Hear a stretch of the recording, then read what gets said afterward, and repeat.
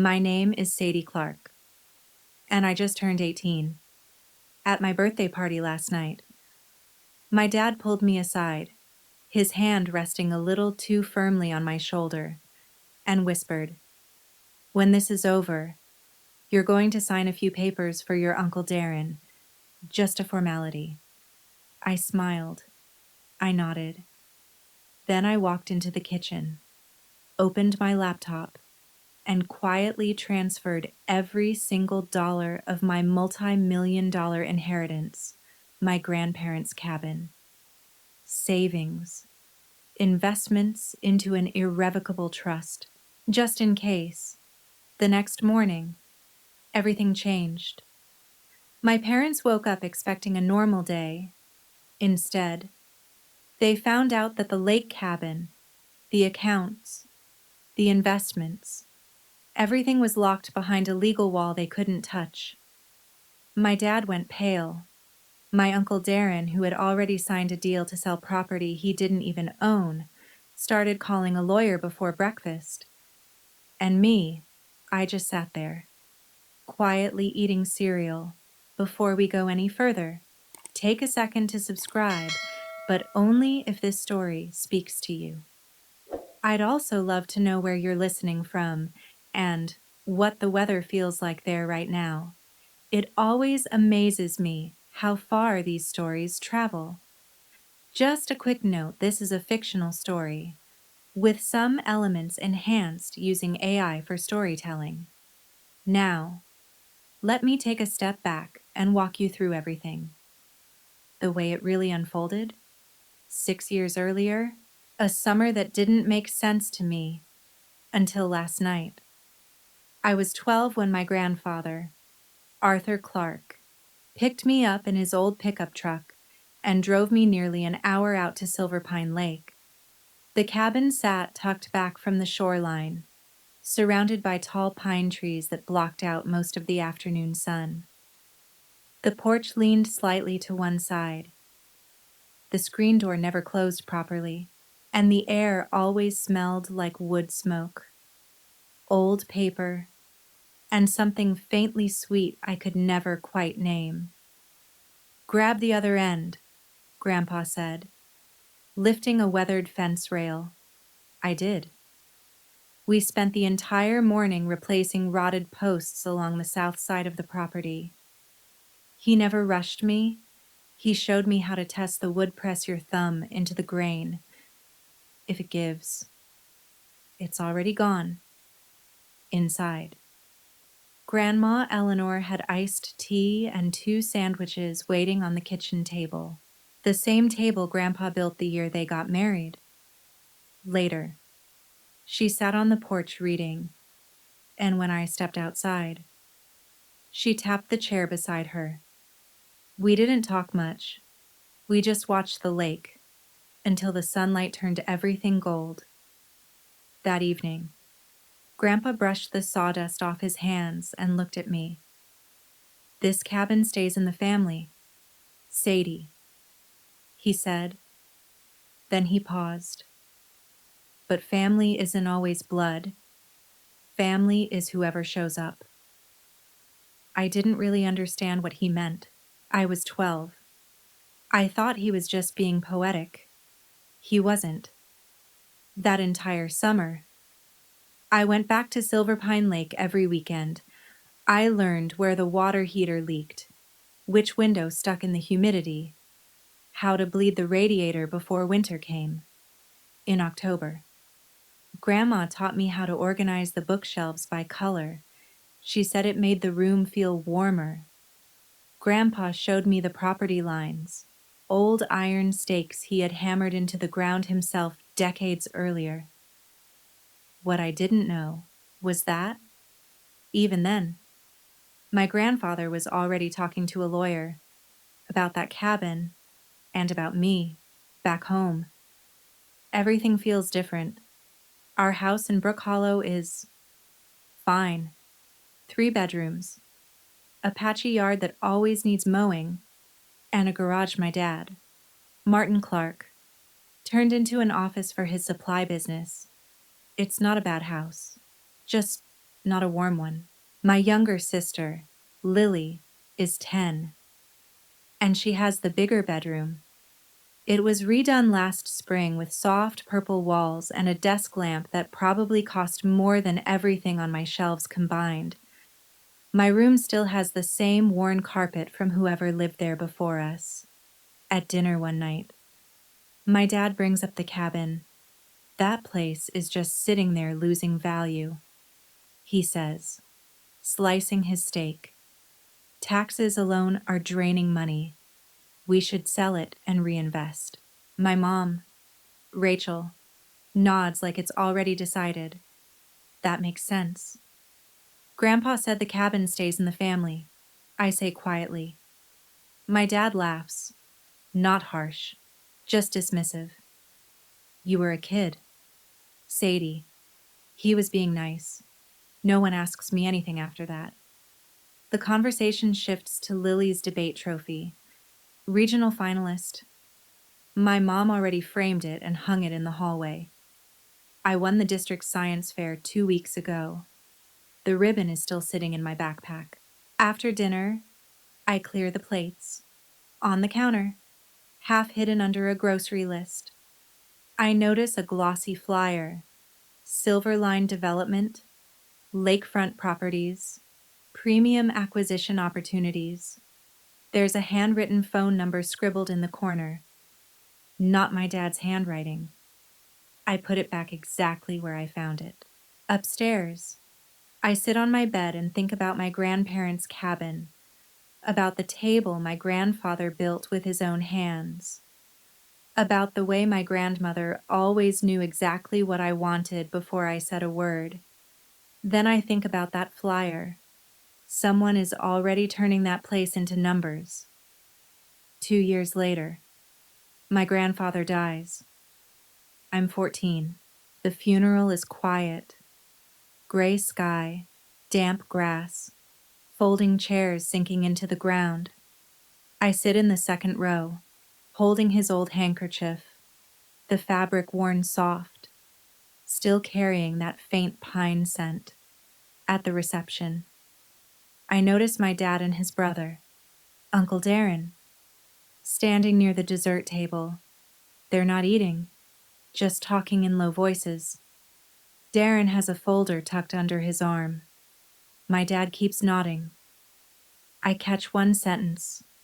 We should move on this before probate gets complicated. They're talking about the cabin at the funeral. I say nothing. I'm 14. I don't have a voice here. I don't even realize yet that my grandfather already saw this coming. 2 years pass. I'm 16 when my grandmother, Eleanor, gets sick. By June, she's gone. The last time I see her, she holds my hand tighter than I expect. The cabin is yours.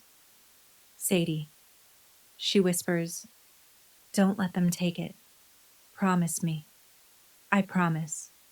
She squeezes my hand once, and that's it. After her funeral, my dad sits at the kitchen table like a man who just finished something. Now we can finally sort out the property. He says, relief, not grief. That same night, I hear him on the phone in the garage, pacing. Yeah, I agree. Let's get it moving. His voice sounds lighter than it has in months. I stand in the hallway holding a glass of water, and something settles in my chest. Heavy and cold. To them. This isn't a loss. It's clearance. I don't cry that night. I make a decision instead.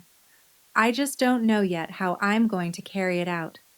What I didn't know yet was how to turn that decision into something real. From 16 to almost 18. The cabin became my quiet rebellion.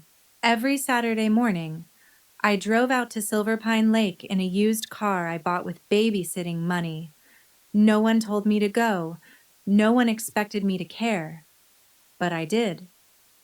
I fixed the porch screen one weekend, replaced the worn weather stripping on the back door the next. I climbed up carefully to clear pine needles from the roof because my grandfather once told me that's where leaks begin.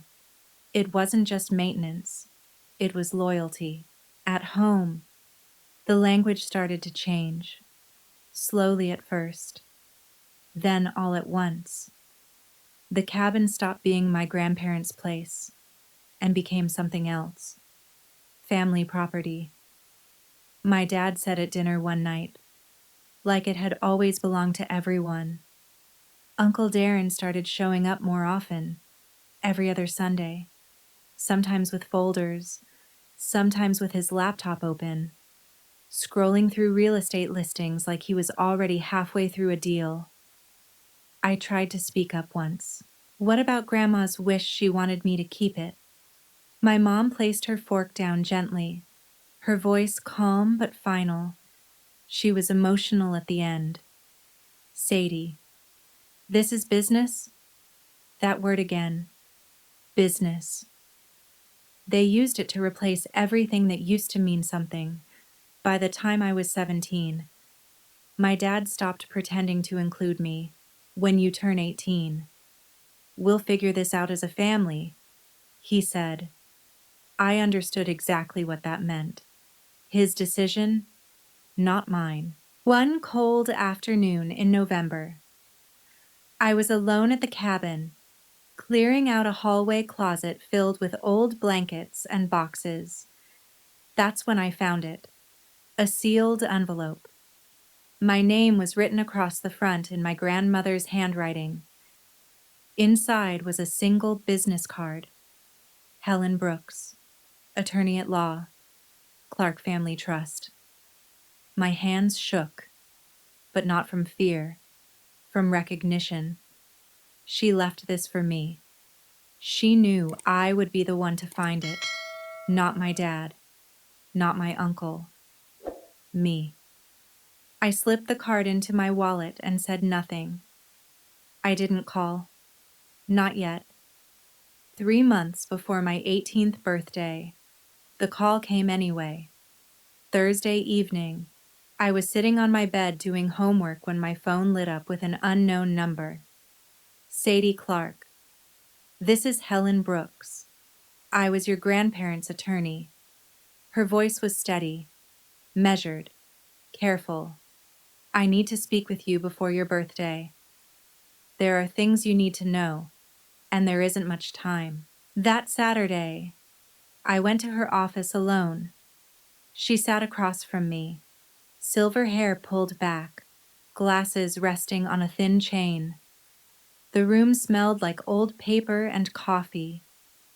She opened a folder and looked directly at me. Your grandparents came to me 6 years ago, she said. They established an irrevocable trust.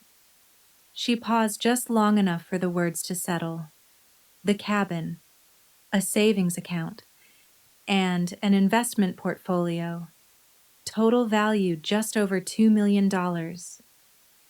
My breath caught. All of it is protected in the trust, she continued. And you, Sadie, are the sole beneficiary.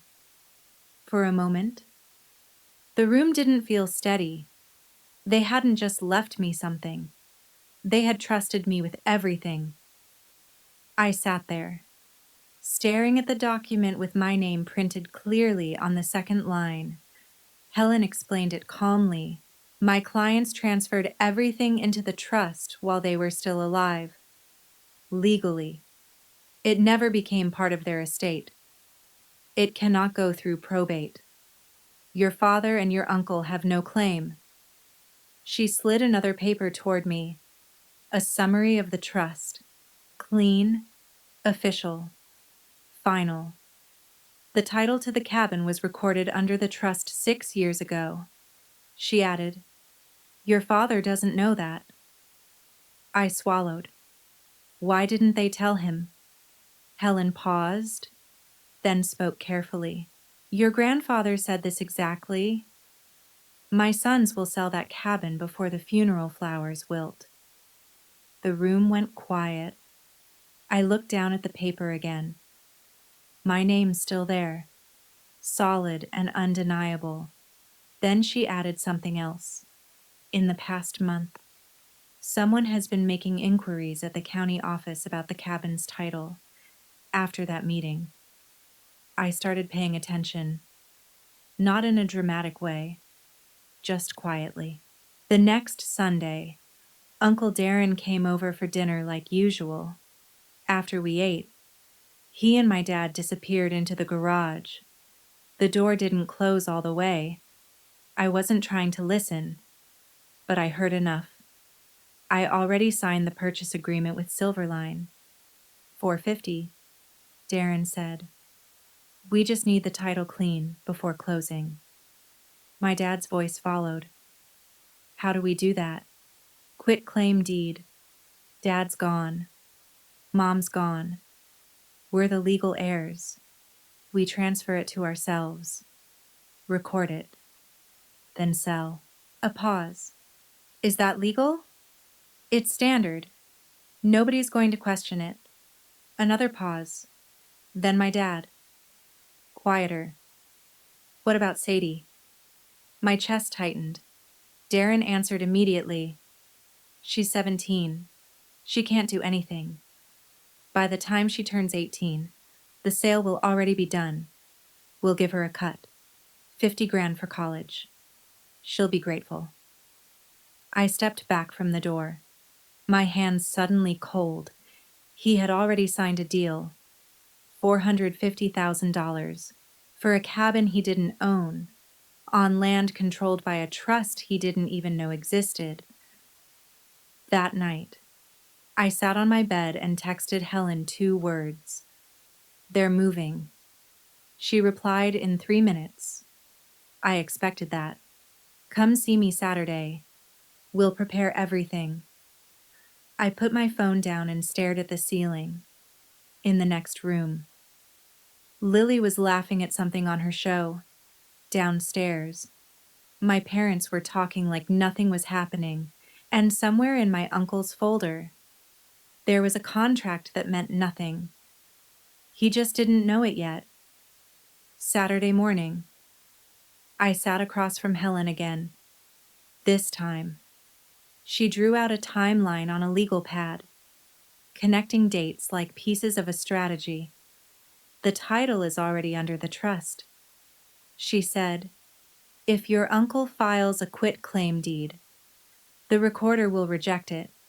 The ownership record won't match. The property hasn't been in your grandparents' names for years. For the first time, I realized something clearly. They thought they were ahead, but they were already too late.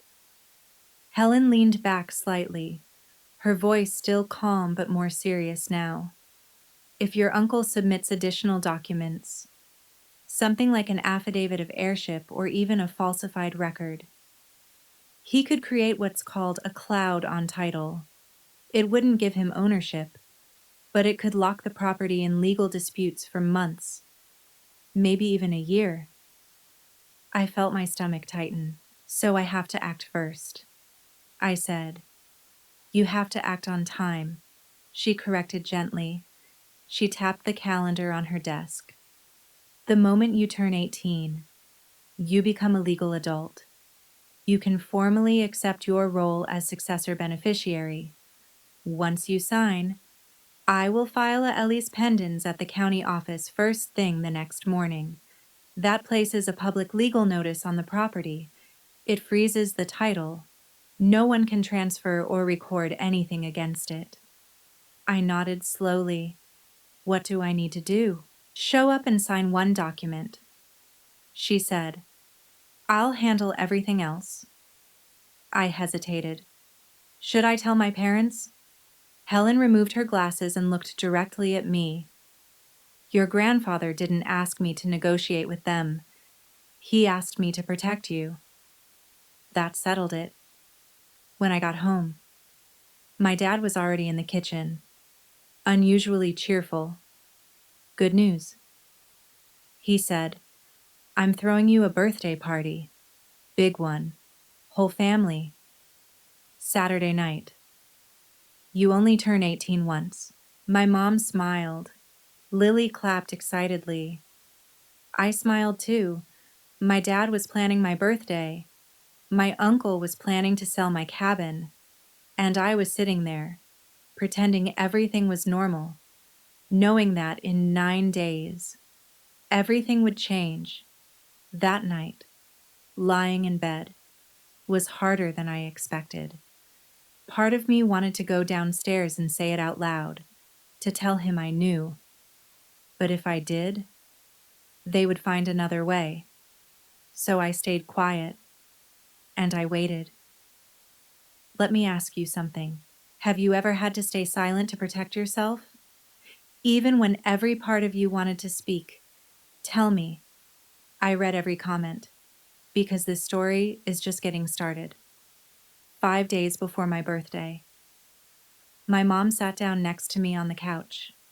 She used that careful tone she always saved for serious conversations. Calm, measured, almost rehearsed. Now that you're almost 18. Sadie, there are some family decisions we should start making together. Together. The word didn't feel real. She continued, folding her hands in her lap. The cabin costs money, taxes, insurance, repairs. Your dad's business hasn't been doing well. If we sell, we can clear the debt and set up a college fund for you and Lily. For both of you. I kept my voice steady. Grandma wanted me to keep it. For a second. Something sharp flickered across her face. Then it was gone. Your grandmother was emotional at the end. She said softly, but emotions don't pay bills. Right on cue, my dad walked into the room. I've already spoken to a buyer. He said, good offer. Clean deal. I looked at him. Who's the buyer? A development company. He replied quickly. Darren knows them. What company? He hesitated just a second too long. Silverline. They're reputable. I nodded slowly. I'll think about it. He smiled and tapped my shoulder like we had just agreed on something important. That's my girl. Later that night, Lily knocked on my door. She stepped inside quietly, still in her pajamas, her hair damp from a shower. Sadie, yeah. She sat on the edge of my bed, pulling at a loose thread on the blanket. Mom and Dad keep talking about the cabin at night. She said, after I'm supposed to be asleep. I turned toward her. What do you mean? They sound different. She said, like, excited, but also nervous. She looked at me carefully. Is something going on? I pulled the blanket over her legs. Don't worry about it, I said gently. She nodded, but I could tell she didn't believe me. I had told them I would think about it. That wasn't a yes, and they knew it. 3 days before my birthday, Uncle Darren showed up without calling. I had just gotten back from the grocery store when I saw him leaning against his car in the driveway, like he had been waiting. He smiled wide. Too easy. Hey, kiddo. Got a minute. We sat on the front steps. He leaned forward, elbows on his knees, voice smooth and confident. Here's the situation. Sadie, that lake property alone is worth around $450. I've got a buyer ready. Fast closing. Clean paperwork. He glanced at me. You'd get $50,000 cash for college. I let the number sit there. 50 out of 450. He smiled like it was generous. You're almost 18, he added. That's a lot of money at your age. I met his eyes. Whose name is on the deed? Uncle Darren for a split second. His smile faltered. Then it came back. Your grandparents, he said. but they're gone. It passes to your dad and me as next of kin. That wasn't true. He knew it, and I knew it.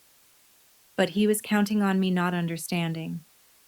I'll think about it, I said again. He stood up, brushing off his jeans. Don't overthink it, he said. Opportunities like this don't wait. Then he got in his car and drove away. Before he even reached the end of the street, I saw him already on the phone. I stood there for a moment, watching his car disappear down the street. Even before he reached the corner, he already had his phone to his ear, talking fast, confident, like everything was already done. That night, I texted Helen again. They're moving faster. Her reply came within minutes. Stay the course. 3 more days. 3 days. I told myself I could handle that. The night before my birthday, I drove out to the cabin alone. The road was quiet.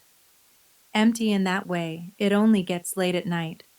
Silver Pine Lake stretched out flat and dark under a pale half moon. The trees along the shore looked like shadows cut into the sky. I parked in the same gravel space my grandfather had leveled years ago, walked up the porch steps. The second one still creaked in the same place. Some things never changed. I sat in the chair beside the one he used to sit in. The air smelled like rain and pine. I opened my laptop. Helen had sent everything: the acceptance form, the beneficiary confirmation, a summary of the trust, every page marked, organized, waiting for one thing: my signature. At midnight, I read every document carefully, twice. Then I closed the laptop and just listened to the lake. My grandfather used to sit in this exact spot and say something I never understood until now. Patience is not weakness. It is timing. I always thought he was talking about fishing. The tears came quietly, not overwhelming. Just there. I cried because I wished things were different. I wished my dad had been the kind of man who brought me here to fish instead of calculating what the land was worth. I wished my mom had asked what I wanted instead of deciding what made sense. I wished I didn't have to protect myself from my own family. But wishes don't matter in court. Documents do. I wiped my face, locked the door, and drove home, back in my room. I lay down and set my alarm, 11:45 p.m. In 6 hours. I would turn 18. In 7. Everything would change. At 11:50 I woke up. The house was completely silent. My parents had gone to bed. Lily's room was dark. I opened my laptop and joined the call. Helen appeared on the screen, glasses on, papers spread out in front of her under a desk lamp. Ready? She asked. Ready. We waited. When the clock turned midnight, she nodded. You are now a legal adult. Let's begin. She walked me through everything one last time, calm and precise. I signed the acceptance of successor beneficiary form. 1 page, but it changed everything from that moment on. Every decision about the trust belonged to me, with Helen guiding the process. Tomorrow morning at 8, I'll file a lace pendens, she said. It's a public notice of legal interest. Once recorded, no one can transfer or sell the property while it's active. I hesitated. What if they already filed something? Then it won't matter, she replied. The trust was recorded years ago. Any conflicting document will be rejected. I looked down at the paper in my hand. My name, signed in ink. Above it, my grandparents' names. Helen's voice softened just slightly. This isn't a trick. Sadie, this is your grandfather's last gift. You just had to be old enough to receive it. I glanced at the clock. 12:03 a.m. I was 18. The legal owner of everything they tried to take, and somewhere else in town. My uncle was still working, printing documents, believing he was about to win. He had no idea. It was already over. What I didn't know at the time was what was happening at that exact same moment. While I was upstairs signing my future into place, Uncle Darren was in his kitchen printing a quit-claim deed. 1 page. Clean, simple, and completely illegal in his hands. He called my dad around 11:30. "Everything's ready," he said. "We file at 9. Office opens at 8. But I want Sadie distracted with birthday stuff first." My dad hesitated. "You sure about this? They're gone." Darren replied, "We're next of kin. It's simple." It wasn't simple. It was fraud dressed up as paperwork on his laptop. Darren also had the purchase agreement open. Silverline Development LLC. Purchase price $450,000. Closing in 30 days. If he failed to deliver clear title. He owed them $45,000 in penalties, plus damages. He had signed that contract 2 months earlier, before checking ownership, before verifying anything. He assumed the cabin was his. He assumed no one had planned ahead. He had just gambled nearly $500,000 on something that was never his to sell. He just didn't know it yet. And in a few hours, he would find out.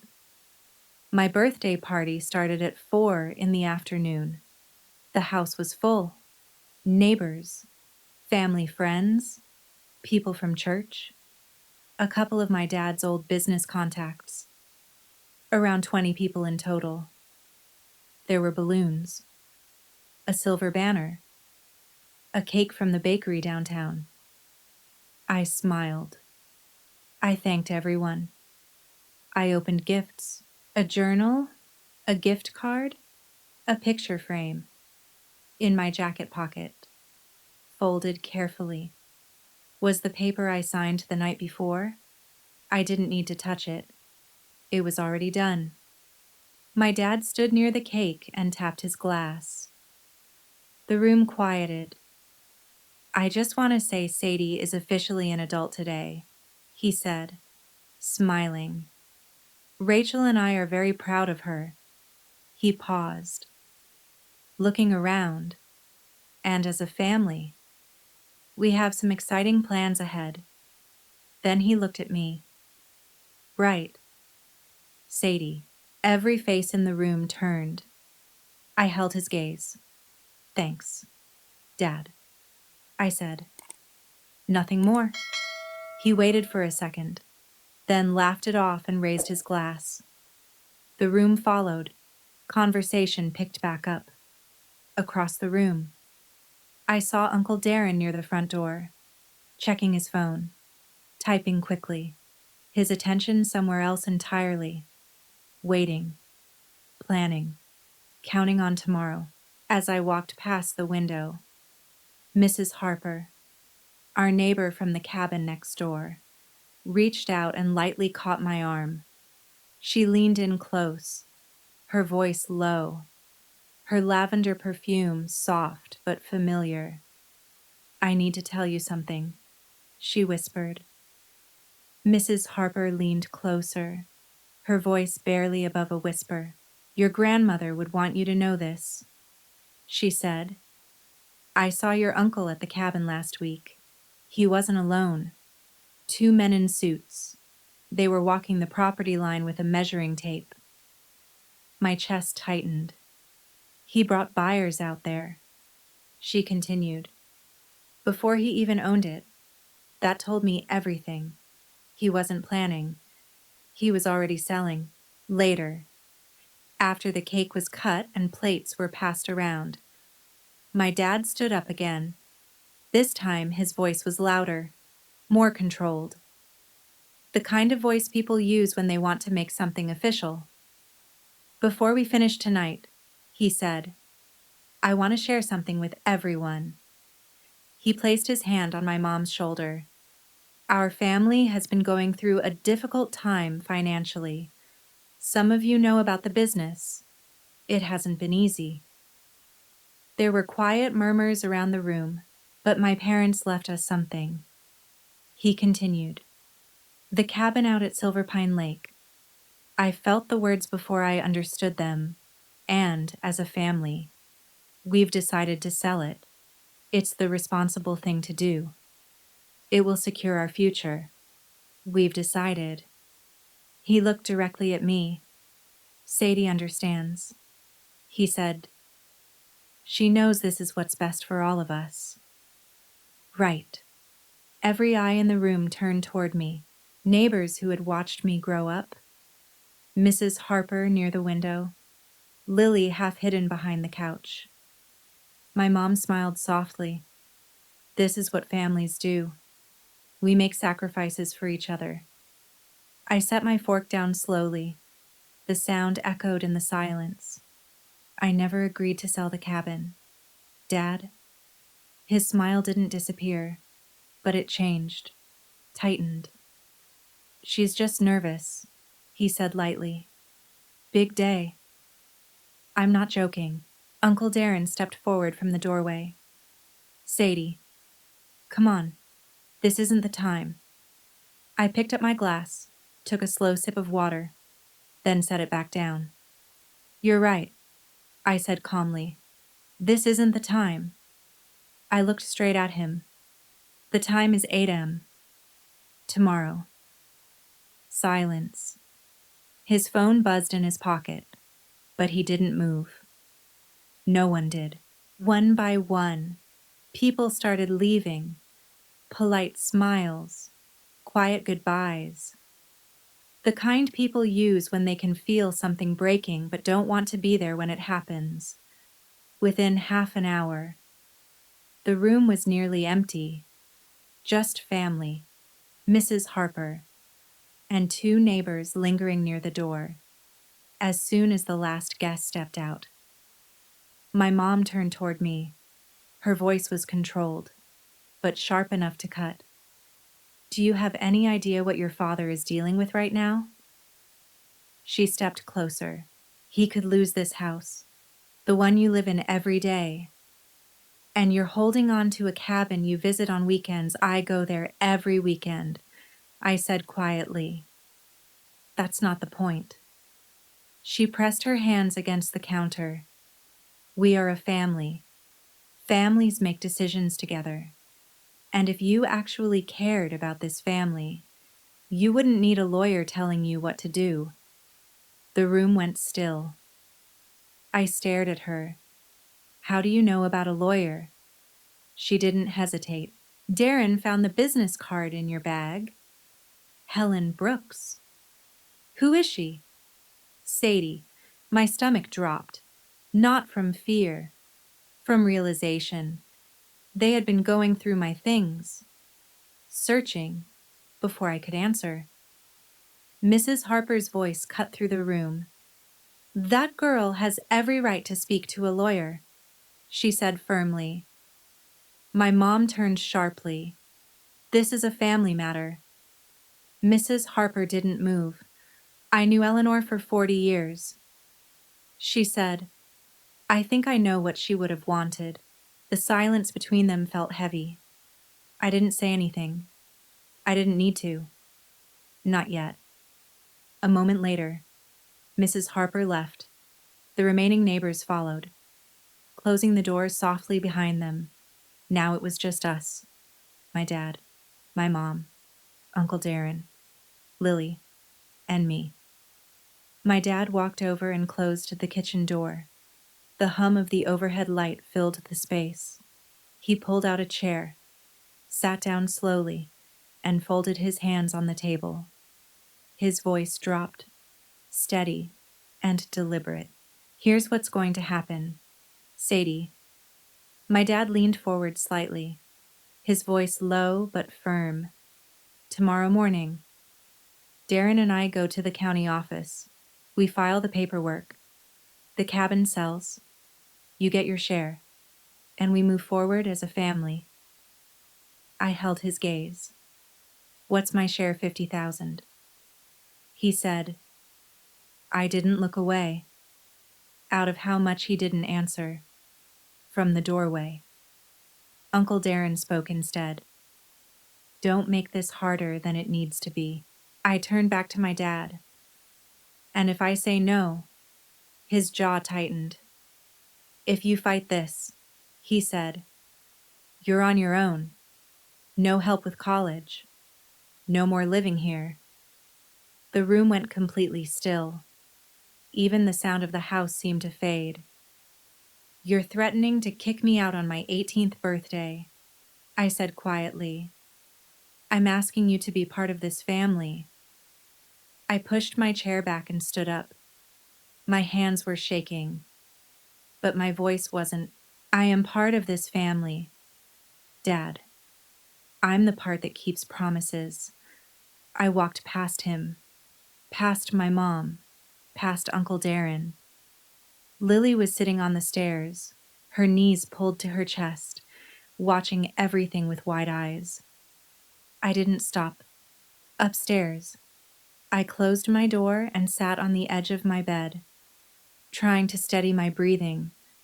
My dad thought his deadline was 9 in the morning. He had no idea Helen's deadline was 8. I looked at the paper in my hands, the one I had already signed, the one that changed everything. My father had just told me I would lose my home if I didn't give up something that was legally mine. My mother said I didn't love them. My uncle was preparing to file forged documents in the morning. And all I could think was that my grandmother had seen this coming. She knew exactly who they would become when money was involved. And she had planned for it long before any of this started. If someone you loved ever prepared something to protect you, even after they were gone, I understand now what that means. The next morning, at exactly 8 o'clock, the county recorder's office opened. The lights flickered on. A clerk stepped behind the counter, and Helen was already there. Gray blazer, leather folder in hand. She approached the desk and placed 2 documents in front of the clerk, a certified copy of the Clark Family Trust and a lis pendens notice. The clerk reviewed everything carefully, checked the title records, then stamped it. Recorded from that moment on. Anyone who searched the cabin's title would see it clearly. Clark Family Irrevocable Trust. Helen Brooks, trustee. Sadie Clark, beneficiary. At 8:14 in the morning, Helen called me. It's done, she said. Everything was locked in place. And for the first time, I realized they weren't in control anymore. At 8:14, my phone buzzed. It was Helen. It's done, she said. The lis pendens is recorded. The property is flagged. Anything they try to file will be rejected. I sat at the kitchen table, slowly eating cereal, upstairs. I could hear my dad moving around, getting dressed, the sound of a closet door sliding, a belt buckle clicking. My mom was in the kitchen beside me, pouring coffee like it was any other morning. Everything sounded normal. At 8:30, my dad and Uncle Darren came downstairs together. My dad was wearing his button-down shirt, the one he used to wear to meetings when his business was still holding on. Darren had his usual folder tucked under his arm. We'll be back by lunch, my dad said, grabbing his keys. I looked up from my bowl. Good luck, I said. He paused for just a second. Something in my voice. Maybe. Or my face. Then he turned and walked out. I finished eating, rinsed my bowl, dried it, and put it away. And then I waited. I didn't see what happened at the county office, but I know exactly how it went. Because Helen stayed there on purpose. At 9:05, Uncle Darren stepped up to the counter and slid the quit-claim deed forward like it was routine. My dad stood behind him, calm, confident, expecting it to be quick. The clerk took the document, typed in the property number, checked the system, then she stopped. "I can't record this," she said. Darren leaned in. "Excuse me. The title is held under the Clark Family Irrevocable Trust," she explained. "Recorded 6 years ago. There is also a les pendens filed this morning." "That's not possible," Darren said quickly. "Our parents own that property. The deed was transferred years ago." The clerk replied, "The ownership record is clear. This document doesn't match." My dad stepped forward. "There's no trust. We would know about it." "I recommend you speak with the trustee listed here," she said calmly. "Helen Brooks." Darren's hand flattened against the counter.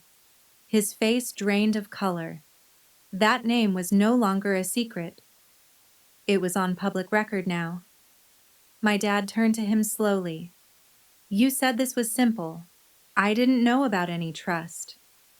Darren muttered, "You're a real estate agent." My dad snapped. "How did you not check the title?" Darren didn't answer. The clerk spoke again. "Gentlemen, I'll need you to step outside." Helen was sitting near the door the whole time, watching. She didn't say a word. She didn't have to. At 9:22, my phone rang. I was sitting on the front porch, watching the neighbor's sprinkler sweep across the lawn. "What did you do?" My dad's voice came through, tight and shaking. I could hear traffic behind him. He was still in the parking lot. I kept my voice steady when I answered him. "I accepted what Grandpa and Grandma left me. That's all? You went behind our backs." My dad snapped. "With some lawyer we've never even heard of. Helen Brooks has been their attorney for 6 years." I said, "You just never asked." There was a long pause. I could hear him breathing, heavy and uneven. "That cabin is my parents' property," he said. "I'm their son. They would have left it to me." I stared out at the yard, watching the sprinkler sweep in slow arcs. "They loved you," I said quietly. "They just didn't trust you with it." The silence that followed felt endless. Finally, he spoke again. "We'll fight this. You can try." I replied, "The trust is irrevocable. It can't be undone, not even by me." "You don't know what you're talking about." "I do. I've had 3 months to learn." He hung up. No goodbye. Just silence. I lowered the phone slowly. My hands were shaking. Not from fear, not from anger, but from the weight of what I had just said. The man who taught me how to ride a bike was now the same man trying to take something that was never his. I sat there until the shaking passed. Then my phone rang again. Unknown number. "Sadie Clark," a man said. "This is Daniel Briggs from Silverline Development. We need to talk." His tone was sharp, efficient, already moving ahead of the conversation. "We have a purchase agreement with Darren Clark for the Silver Pine property. He guaranteed clear title. We've just been informed there's a alias pendens on the parcel." "That's correct." I said, "Can you explain?" "My uncle does not own that property. I replied. He never did. It's been held in an irrevocable trust for 6 years. I'm the sole beneficiary. There was a pause. Papers shifting. He represented himself as the heir. Daniel said, I understand, but that doesn't create ownership. Another pause. Is there any chance you'd consider selling? He asked. We're prepared to make a competitive offer directly to you. The property is not for sale. His voice hardened slightly. Understood. Then we'll pursue legal action against Mr. Clark. I gave him Helen's contact information within the hour. She confirmed everything to their legal team. The trust was valid. Darren had no authority. The contract was based on false representation. By early afternoon, Silverline had already moved forward with a claim against him, $45,000 in penalties, plus additional damages. Later that day, Helen called again. There's something else, she said carefully. The quitclaim deed your uncle attempted to file included a notary stamp, and it doesn't match any registered notary in the county. I closed my eyes. That's a crime, isn't it? Yes, she said. It appears to be forged. My uncle hadn't just tried to take the cabin. He broke the law to do it. At 2 p.m, my dad came home. He walked through the door like he was carrying something heavy, something invisible. My mom was already in the kitchen. Her face flushed from crying. I stayed where I was, sitting at the table. He sat down across from me and didn't speak right away. Then, quietly, I'm going to lose this house. His voice sounded empty. The bank wants $180,000. The business is gone. That cabin was supposed to save us. I'm sorry, I said. I know things are hard. Then help us. I met his eyes. The cabin was never your solution. It was their gift to me. A gift. He let out a short, bitter laugh. For what? You're 18. What do you need a lake house for? It's not about what I need, I said. It's about what they wanted. My mom stepped forward from the kitchen. They weren't thinking clearly at the end.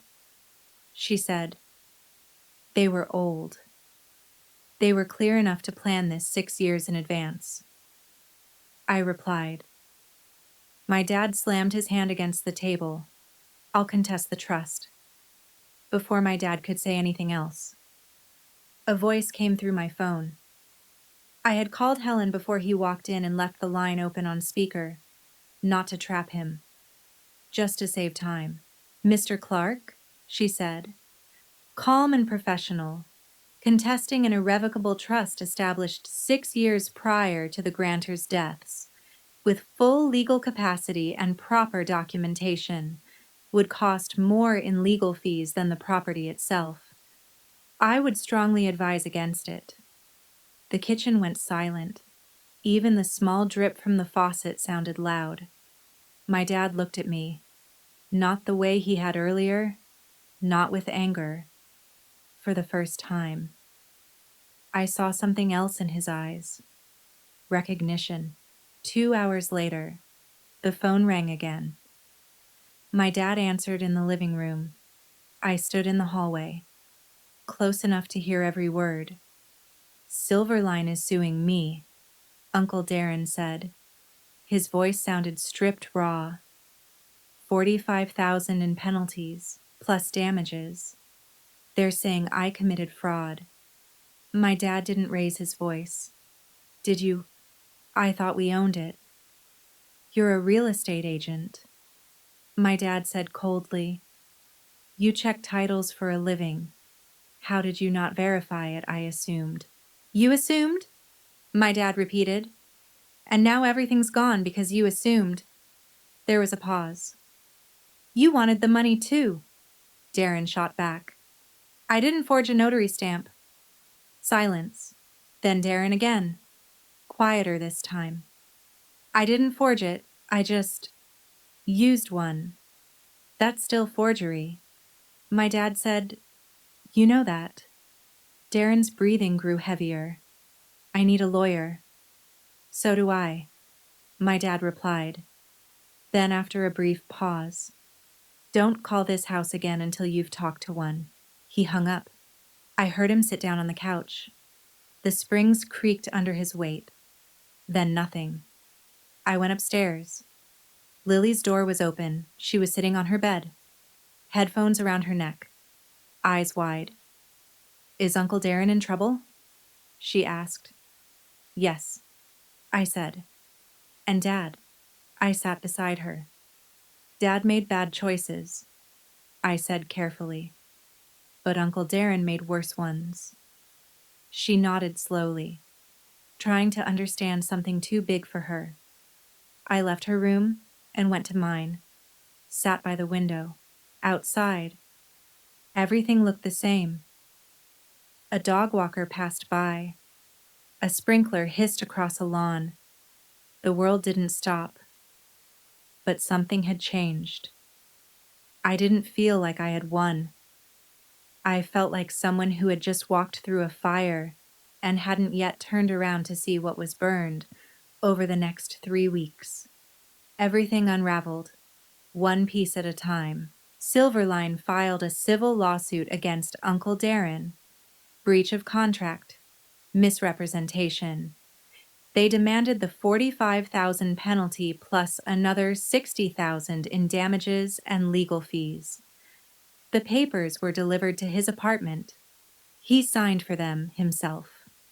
The county referred the forged notary issue to the district attorney's office. An investigator was assigned. His real estate license was suspended. Just like that. His income disappeared. The story spread. Not because I told anyone, I didn't. But records are public, and people talk by the second week. Everyone knew some version of it.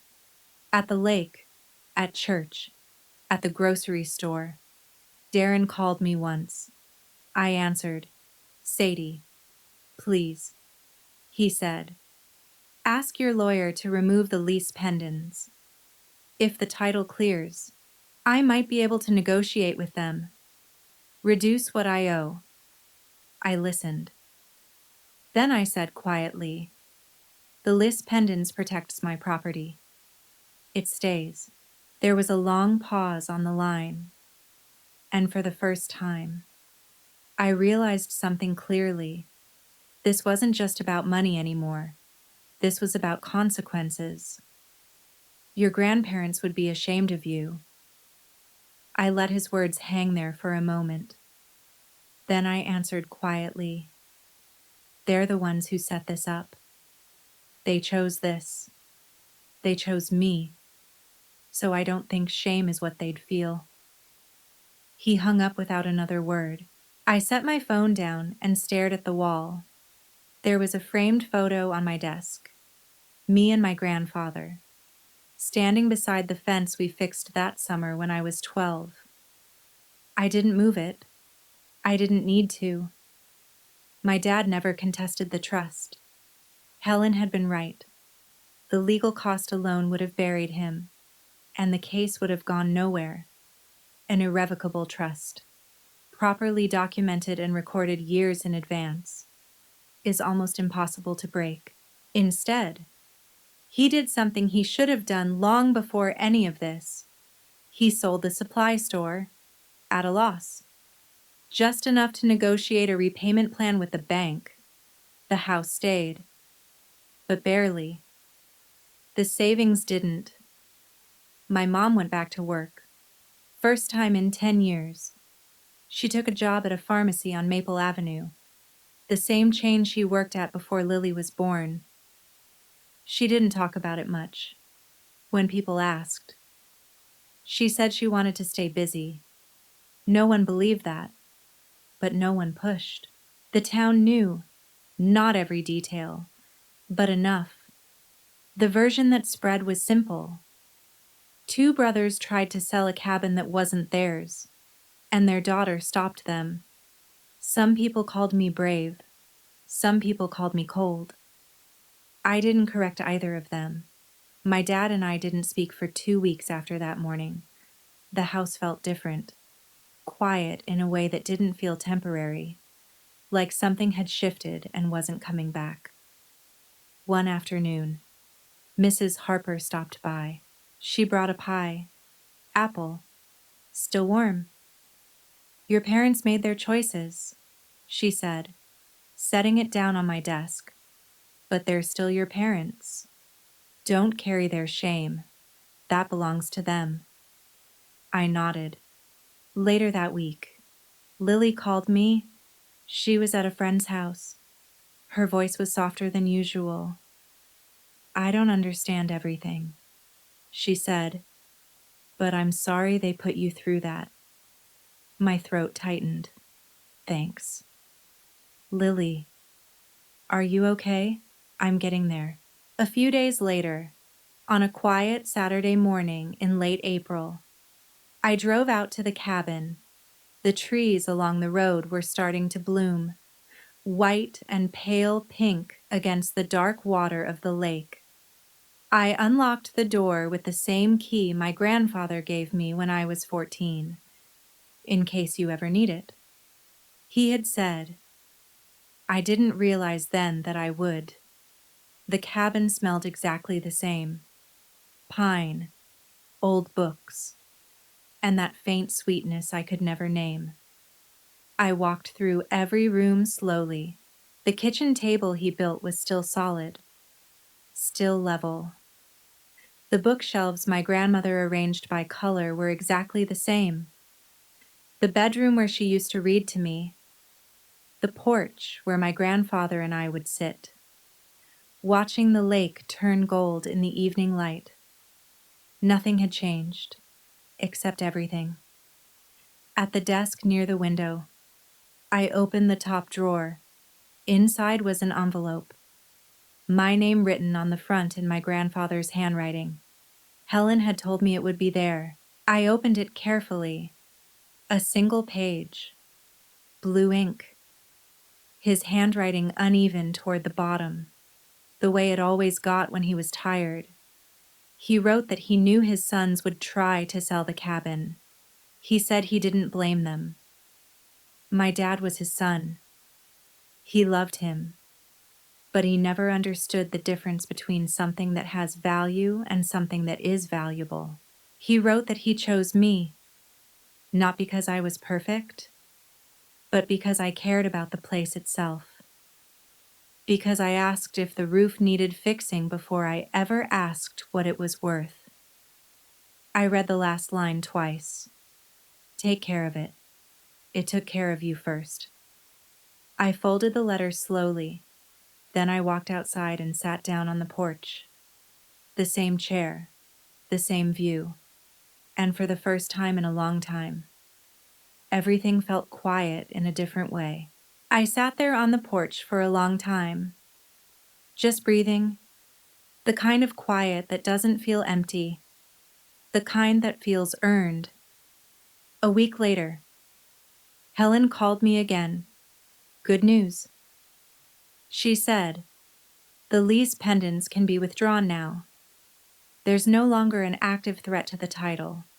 Once it's cleared, the trust will show as the sole owner. Clean. No claims. No complications. I nodded, even though she couldn't see me. And Darren, I asked. He settled with Silverline. She said, paid the $45,000 penalty through a personal loan. The deal is over. She paused before continuing. The district attorney is reviewing the forged notary. It could be a misdemeanor, possibly a felony. His license is still suspended. He won't be able to work for a while. I let that sink in. I didn't feel satisfied. I didn't feel relieved. I felt tired, like I had been sick for a long time and was only just starting to recover. There's one more thing. Helen added. In the trust documents, your grandparents created a separate education fund. $50,000. It's been accruing interest for 6 years. It's now just over 58. My throat tightened. 50,000. The same number my dad offered me like a compromise. The same number Darren tried to use to convince me, except my grandparents had already planned it. Quietly, carefully, without asking for anything in return. Are you still there? She asked. Yeah, I said softly. I'm here. They would be proud of you. I just kept a promise. I replied. That week, I enrolled at Brook Hollow Community College, environmental science, forestry as a minor. The campus was 20 minutes from the cabin, closer than my parents' house. When I filled out the housing forms, I paused at one question, current address, for the first time. I wrote the cabin's address, and it felt like telling the truth. A few days later, I asked my parents to meet me at a small coffee shop downtown. Neutral ground, not the house, not the cabin, somewhere in between. They arrived together. My dad was wearing an old flannel shirt I hadn't seen in years, one of my grandfather's. My mom held her purse close, the way she does when she's nervous. We ordered drinks, sat down. I waited until the cups were in front of us. I love you, I said. Both of you. They looked at me, surprised. I need you to know that before I say anything else. My mom nodded slightly. My dad didn't speak. The cabin is not for sale. I continued. Not now. Not ever. Silence. I'm not going to feel guilty for keeping a promise. Grandma trusted me with it because she knew no one else would. My mom started to respond. We just wanted what was best. Then be honest about what happened. I said, you tried to sell something that wasn't yours. You threatened me. You went through my things. She stopped talking. My dad stared into his coffee. I'm not cutting you out of my life, I said. But if we're going to have a relationship, it can't be about money, or guilt, or what you think I owe you. For a long moment, no one spoke. Then my dad finally said, quietly, I don't know how to fix this. You don't have to fix it today, I replied. I stood up, left cash on the table, and walked out into the sunlight, behind me. He nodded once. It wasn't much, but it was something. A few weeks later, Lily came out to the cabin. She showed up on a Sunday afternoon with a pizza box and that oversized hoodie she always wore. I brought lunch, she said. Hope you like pepperoni. Always. We sat on the porch, plates on our laps, the lake still in front of us. A heron stood near the water, perfectly still. Lily ate slowly, like she had something to say but didn't know how. I didn't know, she said finally. About any of it. I know. Was I part of the problem? I looked at her. She was still just a kid, still trying to understand things no one had explained to her. You didn't choose any of this, I said. We were both just kids. She nodded, then looked out at the lake. It's really beautiful here. Grandma used to say that every time she sat there. Lily glanced at the empty chair beside me. Can I come back anytime? She leaned her head against my shoulder for a second, then sat up and took another bite. We didn't talk about the lawsuit, or the trust, or anything that had happened. We talked about school, about the heron, about fixing the dock.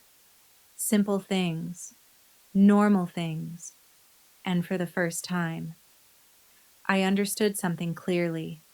The cabin didn't just protect what my grandparents left behind, it gave us a place to start again. Early June, 6 in the morning. I sit on the porch with a cup of coffee, watching the mist lift slowly off Silver Pine Lake. The water is still. The trees stand sharp against the pale sky, dark green against soft light. Somewhere out on the lake, a bird calls, 2 long notes, then quiet again. I used to think this story was about winning. It isn't. There's no winning when the people who hurt you are the same ones who were supposed to protect you. There's no moment where everything feels resolved. No clean ending where someone hands you a prize for surviving something that should never have happened in the first place. But I kept a promise, and that matters. For the first time in my life, I'm standing somewhere that truly belongs to me. Not because I fought harder than anyone else, not because I was smarter or stronger, because 2 people loved me enough to see what was coming. They saw the storm long before I did, and they built something that could hold. My grandparents couldn't change who my parents were. They couldn't make my dad less desperate or my mom less afraid. They couldn't stop my uncle from chasing money that was never his. But they could make sure I had ground to stand on. Real ground.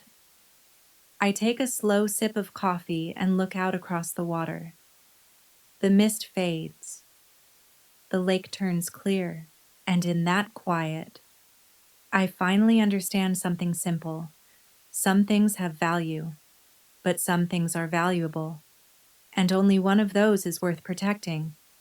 They couldn't stop Uncle Darren from chasing money that was never his.